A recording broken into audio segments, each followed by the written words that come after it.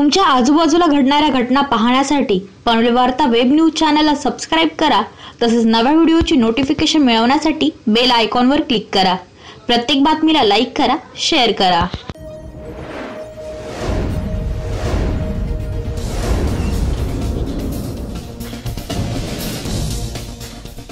सन 1996 साली पोलीस दलात पोलीस उपनिरीक्षक म्हणून भरती झाल्यानंतर नाशिक येथील प्रशिक्षण काळात झालेल्या परीक्षांमध्ये पुष्पलता दिघे यांनी मानाचे स्थान मिळवले होते।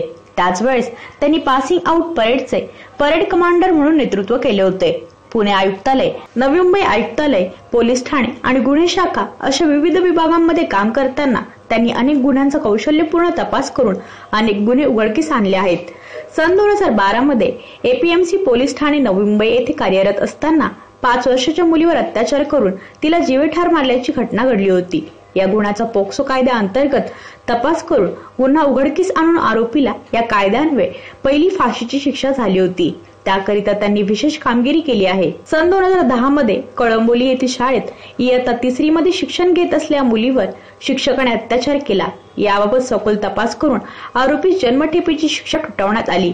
या कामी त्यांनी विशेष परिश्रम घेतले होते। पुणे येथे एका सख्या मोठ्या भावाने लहान भावाचा खून केला होता।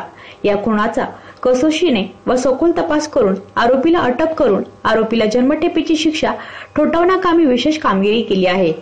सन 2016 मध्ये अनैतिक मानवी वाहतूक प्रतिबंध कक्ष नवी मुंबई येथे कार्यरत असताना नवी मुंबईतील हरवलेल्या व पळवलेली 46 लहान बालके यांना देशाच्या विविध भागातून मिशन मुस्कान अंतर्गत परत आणून त्यांच्या आई वडिलांकडे सुपूर्द केले आहे।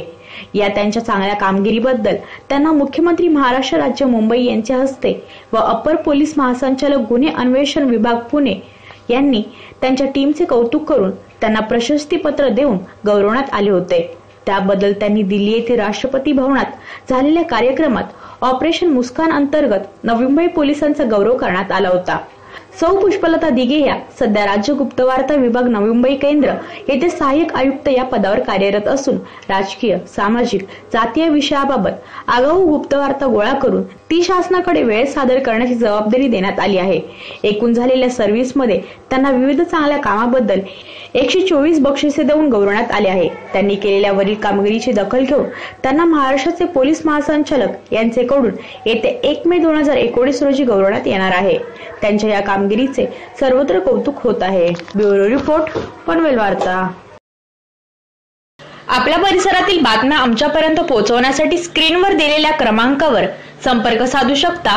दूरध्वनी क्रमांक 8652414343।